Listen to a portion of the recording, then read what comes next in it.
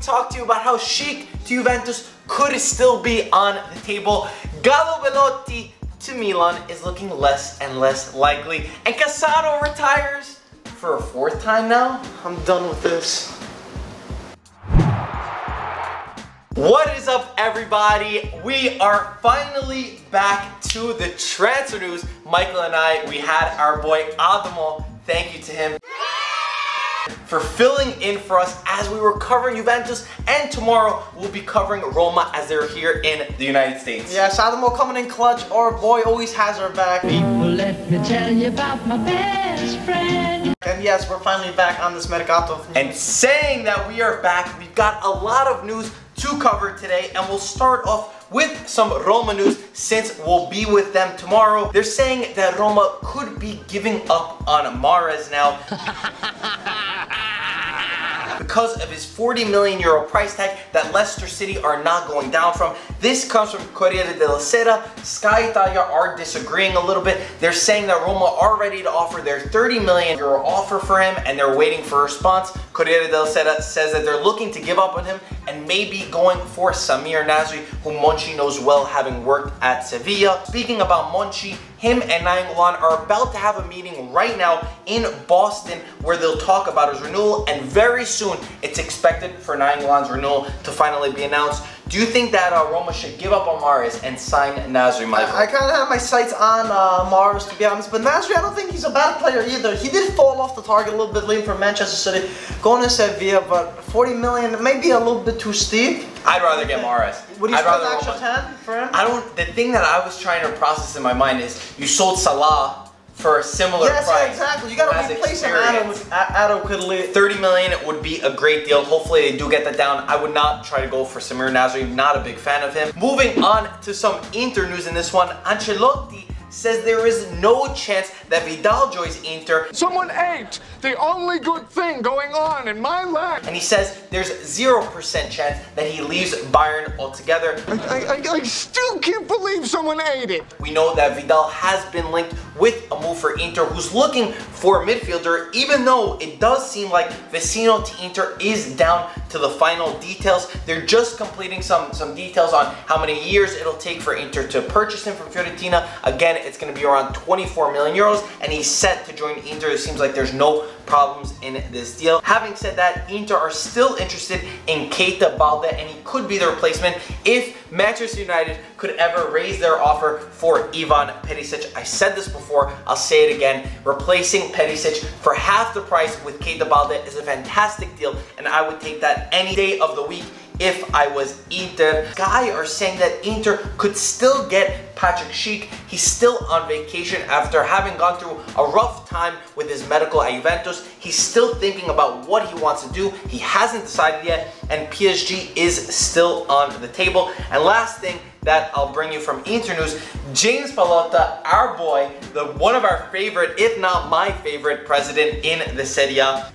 What, are you serious? I mean, like... Took some shots at Inter today where he said Sabatini, who's a director who was at Roma, now he's at Inter, and he says that it's funny that Sabatini signed Spalletti at Inter because he was the one who didn't even want to sign him for Roma. He said it's just beautiful. Pallotta, not the happiest. Not even close. That I think Spalletti went to Inter. I do like how honest Pallotta is. We talked about this numerous times. Yeah. He doesn't beat around the bush. He says it straight up. That's why I feel like, plus he's American either. He doesn't have the Italian mentality either. So that adds on to one of the reasons why he's one of our favorites in the Serie. Sometimes he does say a little bit too much, but you can't help but love a guy like him. He really is doing wonderful work with Roma behind the scenes. I'm the dope of the family. Fiorentina news, they are pushing for Craneviter from Atletico Madrid, having sold Bernardeschi officially and selling Vecino. Pioli is trying to get Niang from Milan. He's one of their top targets. He wants to go for a Simeone-Niang partnership at Fiorentina, which I don't think is actually a bad idea, actually. That seems pretty enticing to me for Fiorentina, who's actually had a pretty poor time in the transfer market. No, yeah, for sure. They gotta replace their players for sure. They sold a good 3 or 4 good players, and they're not looking the best with their whole ownership. I wonder where they're gonna finish next season. I just think that it's proof that when you do lose your best player or your best players, there's always that next person who's ready to jump in, who's ready to give that go, and who brings some hope to the fans because, of course, losing them, especially to Juventus with Bernardeschi, is not easy to see, but Simeone would be very interesting. Napoli offered 26 million for Rulli. Our boy Adamo did bring us that news a few days ago. Real Sociedad are still wanting Napoli to pay the 40 million release clause for him, which is insanely high in my opinion. Napoli are still trying to work things out. They don't want to pay 40 million because why would they pay 40 million? And they're trying to get him for that 26 million euro fee. Yes, it is a lot for a youngster, but then again, he's Argentinian, and it looks like Udinese isn't joining Napoli at the end of the day. I wonder where he's going to end up. I don't think he's going to say Udinese, to be honest. Let's move on to the news of the day.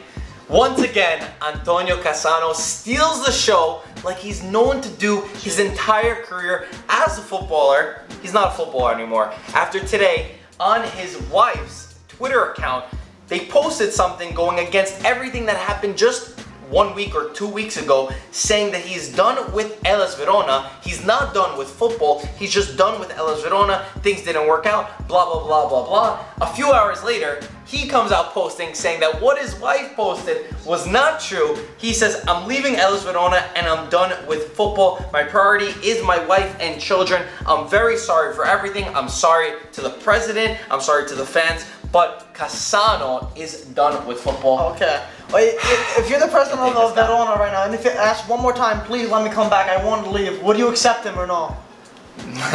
Yes or no? Yeah, because it's giving Verona some good press. I've never seen so many Premier League and Bundesliga and La Liga fans talking about this. I was really surprised by that. But like you said, Verona's president said he's astonished by his decisions. Cassano, it's unacceptable. It's unprofessional. It's terrible. It's completely unprofessional.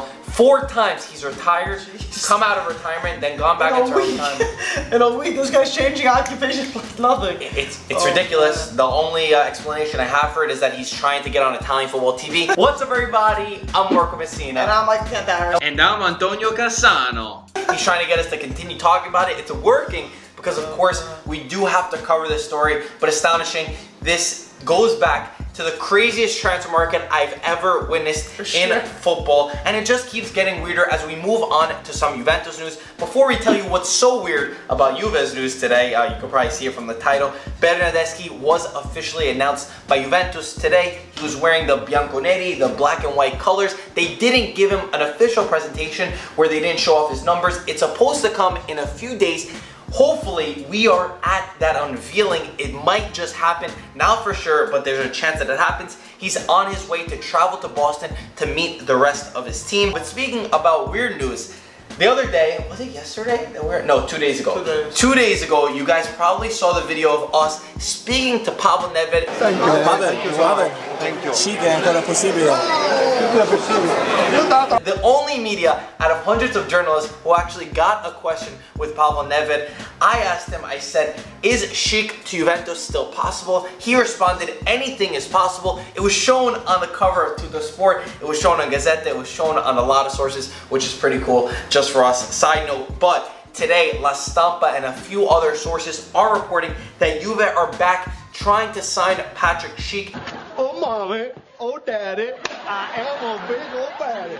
Oh mommy, oh daddy, I am a big old daddy. They said their new offer is 8 million euros loan deal with an obligation to buy based off the number of appearances that he would be making. That sounds like a very smart idea for me. Sky Italia still say that it seems more likely he does stay at Sampdoria. What's your take on this? Well, to be honest, I feel like Sampdoria really do want to sell him. They don't want any loans, no nothing. They just want a clean profit, and that's it.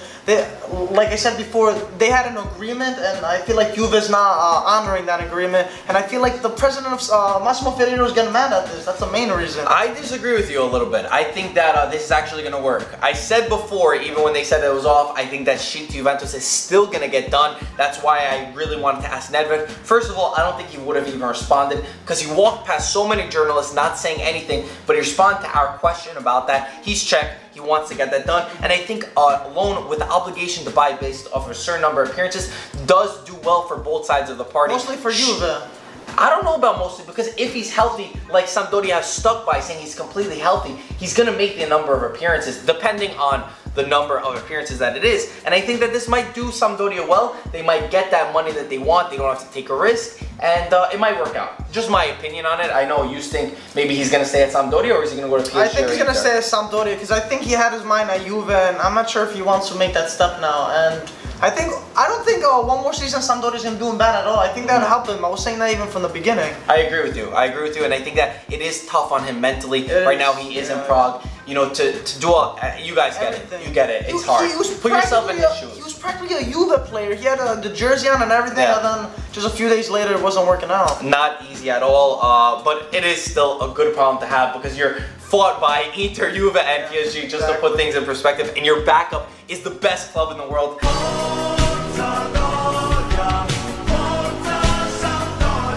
Having said that, Matic is the priority for Juventus in their midfield, according to Sky Italia. Manchester United are the competition at the moment.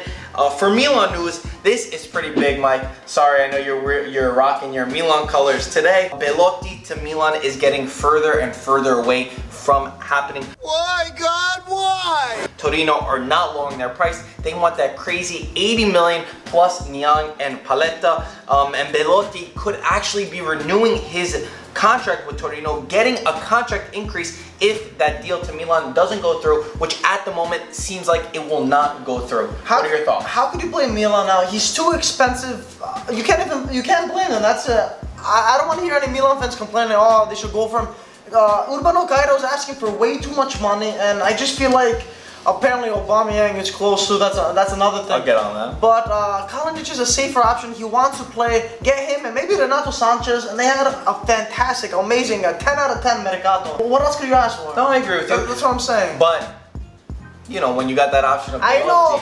and you're thinking about it, it's hard. Yeah, I know. They want like, I think they're like 25 to 40 million away. I don't think it's worth it, to be honest. You don't think it's worth it? It's too much. Okay. I think it's too much. Well, having said that, Mike talked about Kalinic. Sky said that he is the likely option for Milan, which they've stuck by for a few weeks now. They say the agreement with Fiorentina is already in place for 25 million.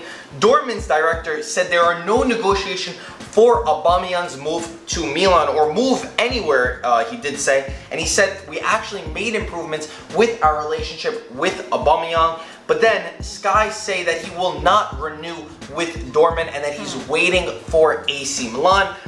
So yeah, Sky saying that he's waiting. Dortmund's director, I think it was, says that there's no negotiations. No one really knows. I think that this one's even tougher than Belotti to go through, and I really don't see this one happening. But another guy that Mike did mention was Renato Sanchez, and Bayern's president says that Renato Sanchez is free to leave if he wants to, so he's open to going to Milan. I think that this one actually could really happen if they do a loan with an obligation to buy, or just a loan in general. He's young. Bayern don't need him, let's just be honest on this. And I think he could do Milan pretty well. He'd fight Suso for a good spot on the right wing. He's so fast, he's so young, and he's so technical. He knows how to score to it. It would be fantastic. Even if it's just a loan, just like Delaval. Yeah. At least I'll get something out of him. And he doesn't lack experience in a fantastic team. So that's always a plus. Final news is with Bacca. He's on his way out of Milan, like we all know. Milan will not do a regular loan, which Marseille have been trying to get forward. They're trying to get him on a loan. Milan are like, no, that's not happening. They want a loan with obligation to buy, and rightly so. Milan should stick with this one, giving him on loan an old player like, not old, I don't want to say old. Older player like Carlos Bacca wouldn't make any sense. They need that obligation to buy, or they need to sell him directly, and Bacca has no place in this new look Milan. Do you agree? Definitely agree, yeah. This is a new Milan side. Bacca shouldn't be in there. Mike, shout out. Yeah. We gotta do a shout out, guys. All right, talk about something, Mike. Okay, what am I gonna talk about? Your love for Manolas. I was actually gonna talk about Roma for tomorrow. We're actually excited. Roma's playing Tottenham tomorrow. It's gonna be a good game. I'm gonna see my boy Manolas. Hopefully, I talked to him a little bit in Greek because I did meet him a few years ago. Actually, on my birthday. Do you have a shout out? Yeah, I do. I do. I don't know if you want to say. We met Manolas. Yeah, we both met him. Oh, before he moved to Roma when he was at Olympiacos. Actually. All right. Off camera, by the way, Michael and I were talking, and he's like, "Oh, maybe I'll ask him if he remembers me." He could remember. You think he's gonna remember you from 4 years ago? He could.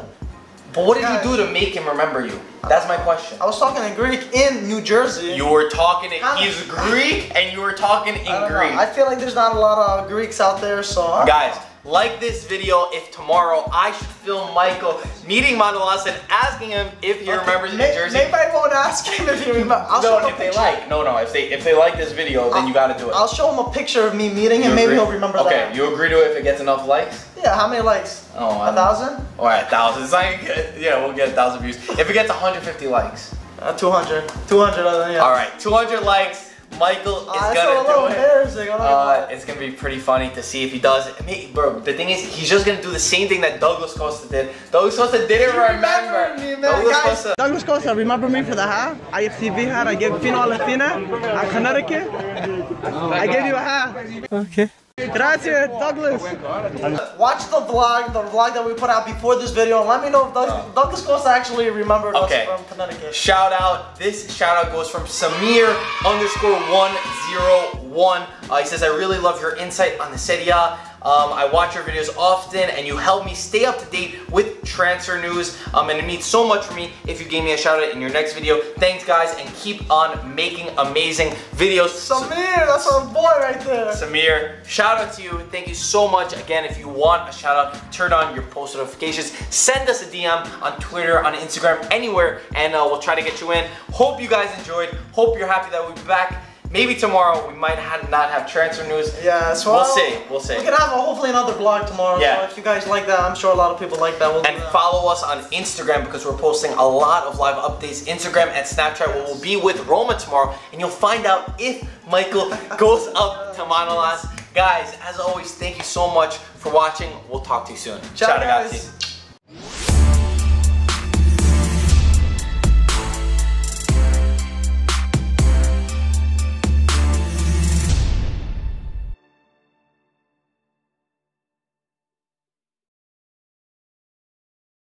We finally got the Rossoneri hats in stock, and we got new IFTV tips.